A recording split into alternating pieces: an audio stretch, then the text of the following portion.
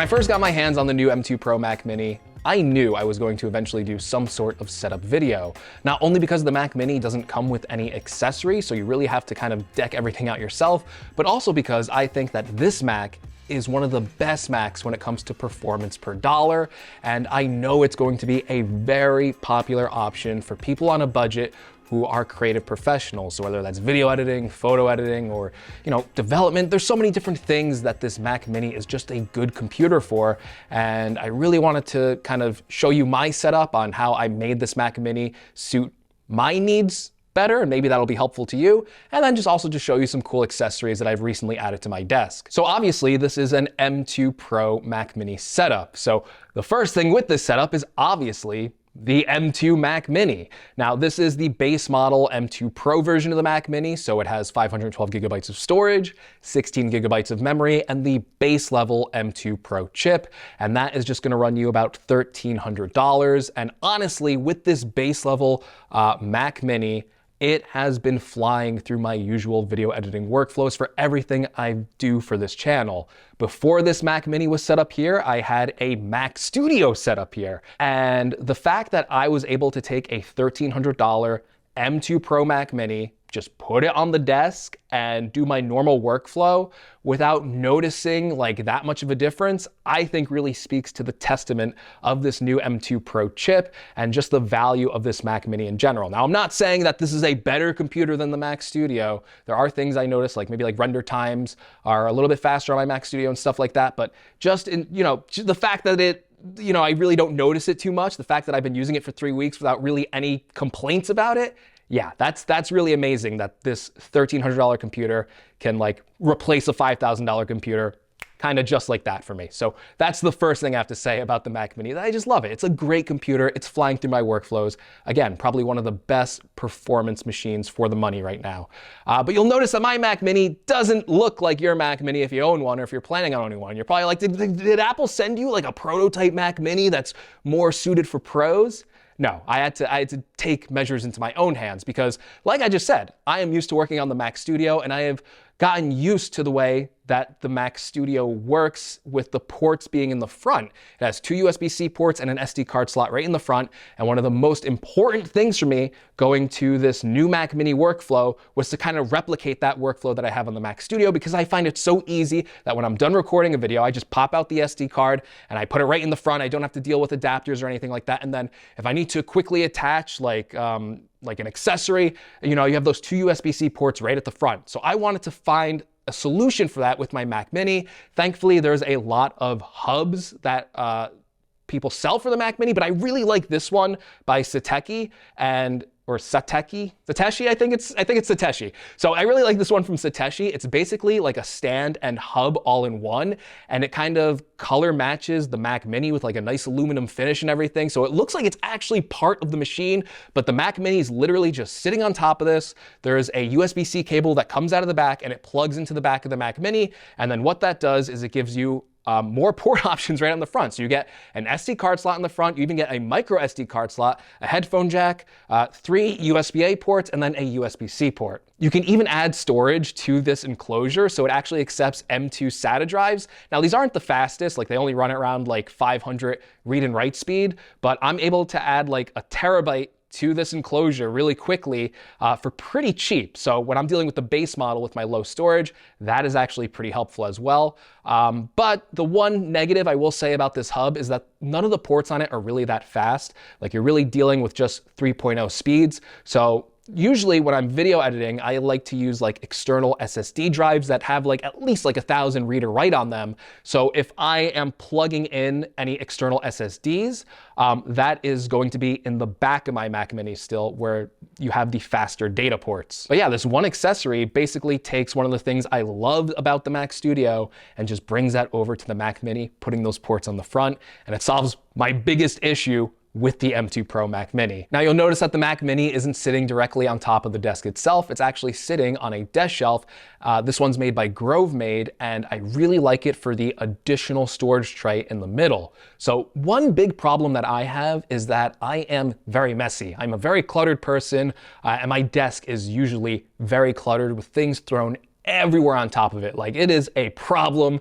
And when I have a messy desk, I find that my creativity kind of plummets. I'm usually focused on the mess rather than on the work in front of me. So if I go to like, sit at my desk and I need to put like my laptop down or something else down on the desk, well, if there's a bunch of stuff there, you got to clear it up. You got to make space for it. Like, it's a problem, right? But with this desk shelf, having those two different little storage tiers, where you have the shelf and then you have the storage on the bottom, means that when I go to sit down on my desk, I can, put my phone in the middle tray, put like SD cards there, put external storage drives there, and it's not taking space on my primary desk. And then having the, bottom shelf, if I'm bringing in a laptop, I could put that under there as well. And I just find that that helps me really clear my mind, just having a clean space for my desk. Now, the desk itself is actually an IKEA desk. This is their bamboo top, and it's a very simple desk setup. It's not complicated at all. It's just that bamboo top. It has an Alex drawer, which I think is in like every single IKEA desk setup. And then it just has two matching legs that were matched for that bamboo desktop. So the desk isn't anything special. It's very simple. And then on the desk, you'll notice that there's actually this wool felt, which adds a layer of texture and warmness to the desk. And this is also from GroveMade. And I just think it looks really nice. It doesn't really add functionality to the desk, but it just gives it a better appearance, I think. I was kind of like, I had this bamboo top for a while, and even though I thought it looked nice, I always felt like it looked like a little kind of like washed out, kind of boring, and it didn't add like any complexity to my desk. And just having this wool felt mat, I just think adds a nice layer, a nice touch to the desk, a nice accent color that really makes it pop. And then I really like how you could just kind of lay your keyboard and your mouse, your trackpad right on the wool mat, and it kind of looks very neat and organized. And the Mac Mini is bring your own keyboard, bring your own mouse, bring your own display, right? So that's what's on the wool felt desk. Now, obviously you can pick any mouse or keyboard to go with your Mac Mini. I'm pretty basic because I'm using official Apple accessories. So this is the Apple extended keyboard with the silver and the black keycaps. And the reason why I use a Magic Keyboard is, number one, I do like the typing experience on Magic Keyboards. I've never been a mechanical keyboard kind of guy. I've never really thought like, I need clickety clackety keyboard all the time. I kind of find them really loud and kind of distracting, even though they do feel nice to type on. But the main reason why I still use an Apple keyboard is because of Touch ID. So all these new Apple Silicon Macs work with these wireless keyboards with Touch ID in them, and it's just very easy to log into the computer, and it's kind of hard to go back to keyboards without Touch ID. Next to that is not a mouse. It's actually Apple's Magic Trackpad. They actually sell this for their desktop, and I really like it. So one of the reasons why I use a trackpad instead of a mouse is because I find it way more intuitive to use and faster to use for my workflows. So when I'm in Final Cut, I really like scrubbing the timeline with the trackpad. I think it's just the fastest way to do it, to go back and forth between your edits.